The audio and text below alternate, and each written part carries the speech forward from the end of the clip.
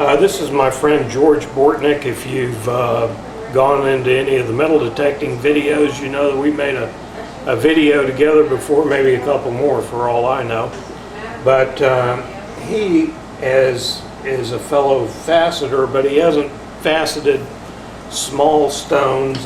This is what we're talking about. Sapphires. And see how small that is? Just a little tiny thing on the end of the stick. There's some techniques and tricks that I use to do that. And yesterday we went over how you dop the stone. I'll tell you that in just a second. And at any rate, we're going to be cutting a pattern called a fast square cushion 4, because it's a pattern that he is having trouble with, and that's just a cushion cut. The main thing I think we need to get over is how do you get a cut on these small stones. And he's here. We're going to film this because he's probably going to ask a lot of the questions that you would ask. Now in the background you're going to hear an air conditioner turn it on and off. I'm sorry about that. But it's January here in Florida, so you know we've gone from bikini weather to thong weather. So you know, I mean, it's hot here. It's probably snowing where you are, but it's hot here. Voices in the background and all kinds of stuff. But the main thing is keep your eye on the prize. We're gonna cut you a stone. Okay, George, the facetron has a key dop system. You can see the key right here. And the advantage to that is over the older machines like the Lee or something used that you would buy, is if I go to an angle, and I got 59.0 here, well, if I just have a line, graduated line that I'm running up, and I've got hash marks here with 55, 56, you know, and 10 marks in between those numbers, those primary numbers, then to get back to 59.6, I don't really know where that is, okay? But with these, I can take the dop out and maybe even do another stone, and you know, 2 years later I can come back and I can find mine, you know, I needed 59.7. Well, there it is. And I can start faceting again. So, as far as machines, most of the modern machines now, I don't know of any that don't have key dops, digital readouts, and you know, a lot of them are even more, certainly a little more elaborate than what I have. But, as you're going to see, the real faceting doesn't come from the machine. It's going to come when we polish in these angles to meet each other.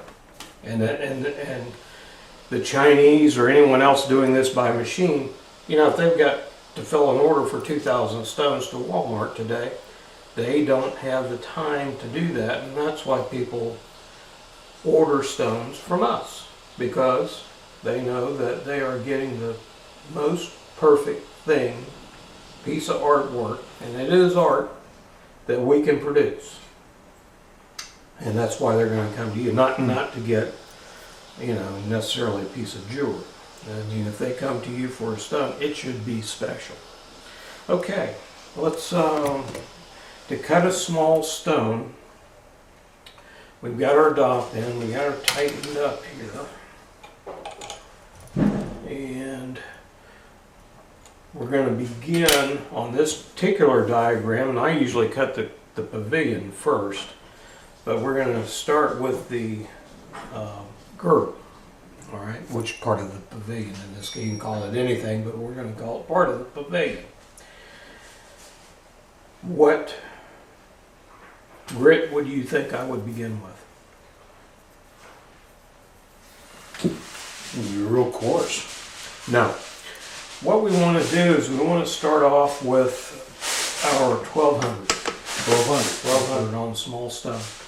And the reason is because if we start off with our standard, they'll tell you, you know, for your first... It's going to leave scratches. No. What it's going to do, it's going to grab that little thing and it's going to sling it right off that dot. Ah. Because we have very little surface area here to hold it. And, you know, even with 1200, you're going to have that too. I mean, I hate to tell you this, but you're going to get 3/4 of the way through the stone and mash it a little too hard or something where that grit grabs a hold of it and wham, it's gone. And you know, you're either going to try to salvage it in some way, stick it back on the dot and cut something else, or most of the time you're starting with practically nothing anyway, and that's just a junk stone that goes in the box. So we have to be real careful with our pressure. Let's get our 1200 grit. Now this is a sapphire you're cutting now. Sapphire, yep. So that's pretty hard. Yep, it's 9 on the hardness scale. The only thing harder is going to be a diamond. Got a diamond, we need a diamond, but actually diamonds are cut along cleavage planes, you know, with a whack initially. But 9 on the hardness scale in reality, simply because the diamond is the next stone. If we took that in the real world, you know, we have 1, 2, 3, 4, 5, 6, 7, 8, 9. Diamond's 10, simply because it's the 10th stone in hardness. But in reality, from 9, the hardness of this, to a diamond is like 9 to 50. You know, a diamond is tremendously hard. Yeah. Because it's made in the diatreme of a volcanic shot of gas, and in the moment that gas comes back and melts, your diamonds are formed in just that instant. And that's where they come from. This is a heat process. It's ironic that garnets are also formed right along with diamonds in that same gas cloud. Okay, now we're going to set our stone here at 90. Okay. And I really don't know at this point how this is going to work out. We've got 1, 2, 3, 4, 5, 6, 7, 8 cuts to make a pavilion. What I'm going to do, there's a lock nut down here on the facetron. It'll be different on whatever machine you're using. And I'm just trying to line up, of course, where this dop stick is beveled. Or I can drop it onto the wheel. On the facetron, I cut this section out so to make it a little easier to do pavilions. Some people do it different ways. If they don't cut it out, they just bend that backwards, and you know, but I'm not cut my bowl out. All right. You'll notice on the facetron units, you have a dial indicator here. There's also a hard stop. Let me raise that up. Can you see the dial indicator, George? Yes, I can. All right, I'm going to drop it. See that? Yeah. All right, now if I raise it back up, notice it just goes half a hair to the right of that 0. So in other words, I like my hard stop set very close to that. So if I make a mistake and I cut something, gouge it. I'm not going to go so deep that I can't recover by polishing. Okay. That's my strategy. Okay, we've got. Let's set this up so that we know it's touching. Okay, it's just now touched. See that? Yeah. All right. set that to 0. All right, we're at 90 degrees. We know we have to go to 2. Let's see, at 2 it was touching. It's not touching there. So let's just take and depress this bar and roll it and see where the low spot of the stone is. Well, it's right there. It is at 2, so it's not quite at 2. 12, 11, 9. Is that something we're going to cut or cut around? Now we're going to go to 22. So we go here to 2. I'm going to set it up to cut a little bit. About 5,000. Let's see. Let's go to 22 and see if it's still going to cut. 22. Still, yep. Okay. So I think we've got it set about to the point to lose the least stone. All right. If you can get away, the standard rule of thumb is if you've got a stone that's a carat in weight, you're going to lose half of it cutting right off the bat, maybe more. So anytime you can get under that, it's a win-win. And one of the ways is you very carefully set up your initial stone so that you try to get off on a good foot where you're losing the least you can. Now, do I cut for size or anything like? No, it's pretty easy for me. I cut for the biggest stone I can get in unless I'm cutting something where I've got a set of stone and a piece of jewelry that's been damaged or something like that. Then I'll start doing all the measurements and all the things, because I've got Mrs. Mattson behind me, and she sets these things. So I cut it for as big as I can get. Yeah. If I was going to try to size it for a setting, I get my calipers out when I'm cutting. I do my calipers and cut and do my calipers until I got the size I wanted in poly.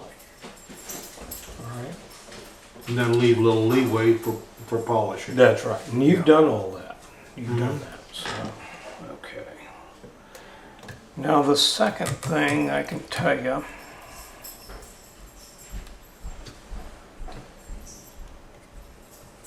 I'm going to go counterclockwise and try to throw that water that way, is initially, well, always when we're cutting these very small stones, we've got a fine grit and we want to go with a slow speed, because if I get a fast speed, it's going to heat that stone up, grab it, sling it, and we're done. Because there's not very much glue on there, it's holding it. That's right. And you're putting the pressure down, holding the stone, not the rod. That is correct. Not much here. I got as close to that brass dop as I would really want to get on any stone. I'm going to bring them in here so they can see what we've been trying to do here. All Want me to hold that up? Yeah, okay.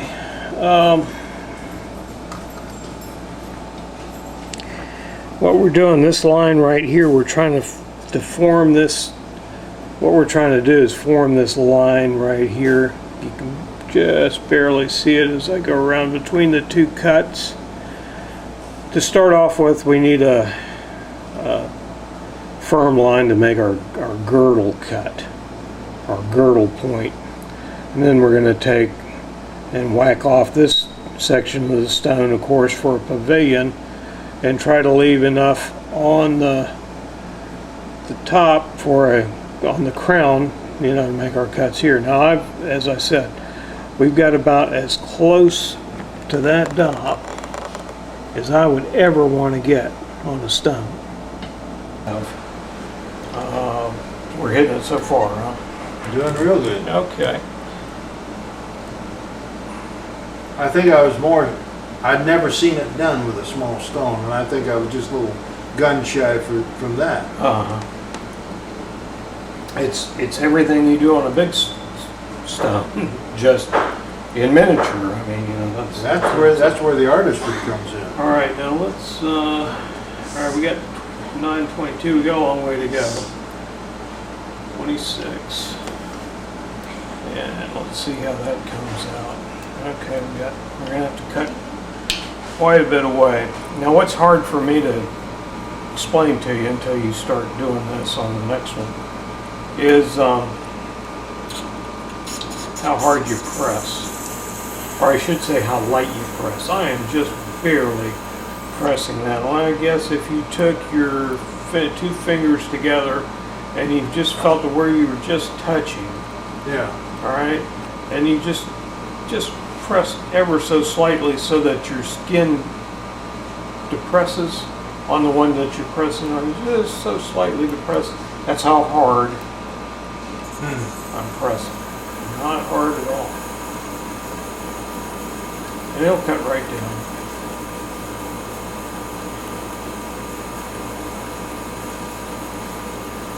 You can take, at the most, the weight of your hand against that stone. And I've just got my fingernails on the stone. Oh.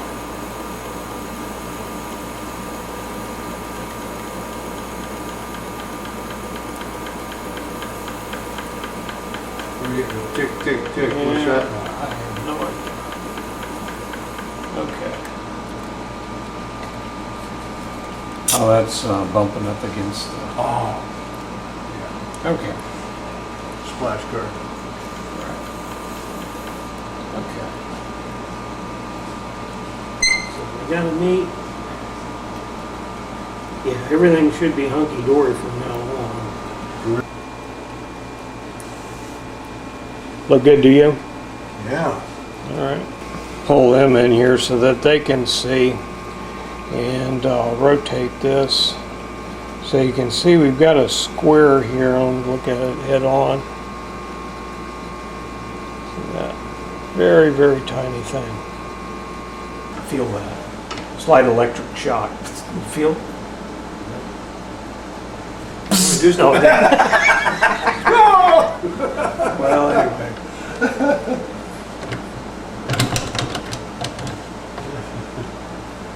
Now, Mrs. Mattson would be on the ceiling, right? You peel her off the ceiling with a putty knife. But not like electricity. That's 43 degrees. Right. 43. And I like to get it on over here. Because the closer I can get over here, the more accurate it's going to be. As you get on out, you notice the needle jumping. Well, that's run out, actual run out Yeah. in the disc. Toward we get toward the edges, it's more pronounced. Okay.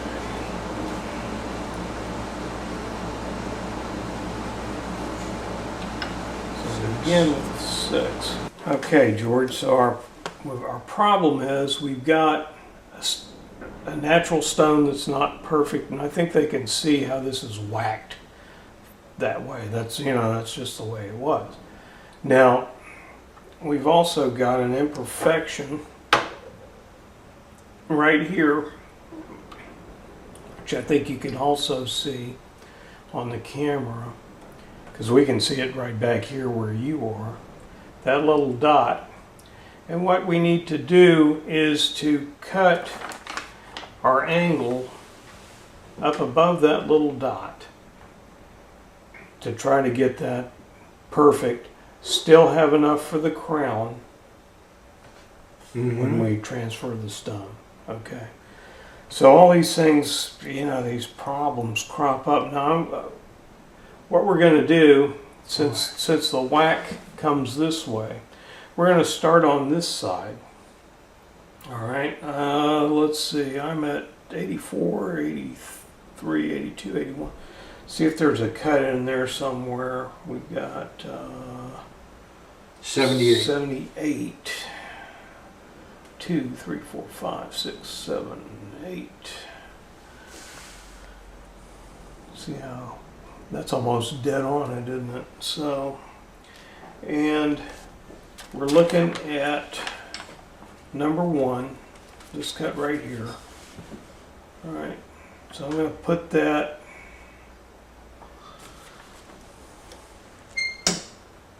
up as far as I can get,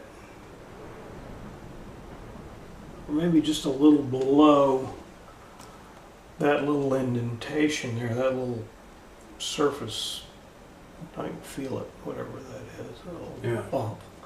I'm going to put it right below that because number 2 would take that out, wouldn't it? My Yeah. second cut. 60 degrees, which is the next cut, the higher cut, should take that out. All right. And we've got a game plan going. And get some water going. I've got my tin foil back on. Got my tin foil on. We're in good shape. All right. And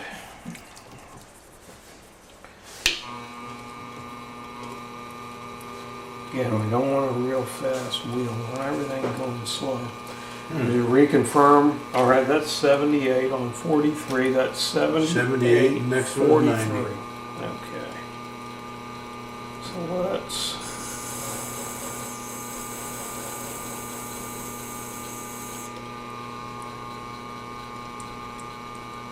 try to see where we're cutting. Here's the cut right in here. It's barely a cut.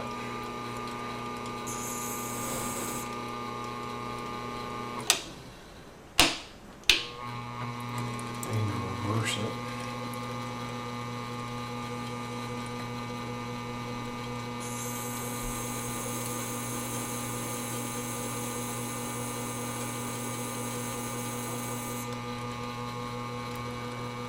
And coming on down. Let's see if I go this way. Have I got another cut over here? Yes, 90. Uh, Either 66 or 90. That's on either side. Alright, let's go 90. 90. Let's kind of work in tandem here. Again, I'm just touching the little stone. I'm not touching anything else. We got a meat point going on. Alright.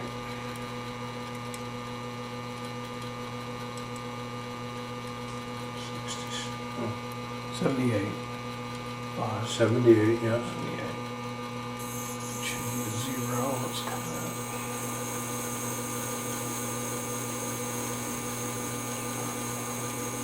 Just trying to find in 90.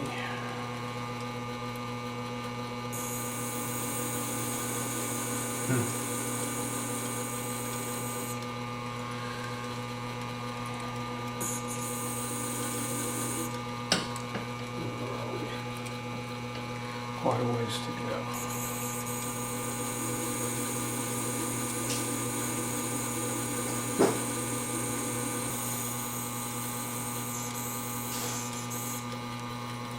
And 66. 66. And then we're back to the beginning, are we not? Yeah.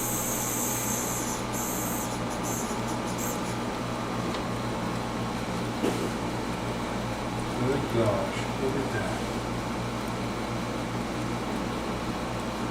You make a second cut on there, number 2. That's Yeah. gonna take off. That's gonna take off that bad spot. Exactly.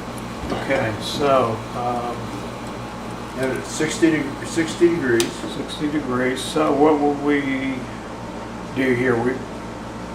60 degrees is going to go up, isn't it? Because toward 90 it goes Yeah. up. So I actually don't have to do anything with this.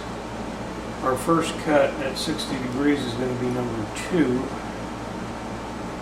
Yeah. 2.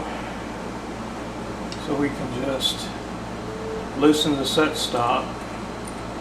And as you can see, it's raising up to 60 degrees. Got it set. See that? We've got it set. All right. And now we need to lower our mast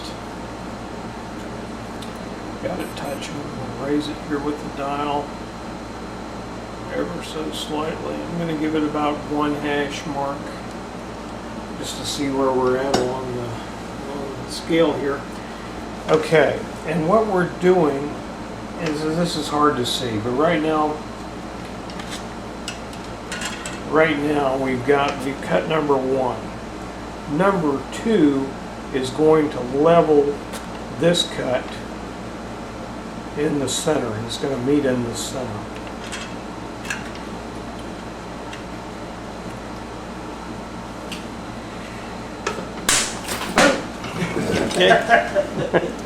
But as you can see, with that first cut, we have an edge that goes up, and we need that to be flat. Now that second cut, when I cut that in, is going to make this flat, and we're going to go no further than it takes to cut to the center line here, Where they meet. and that'll make this a flat surface. Okay, with a second cut. So here's where George and I are at right now. We've cut the 60-degree piece right here, so we've leveled up our girdle line, and now we're going to polish.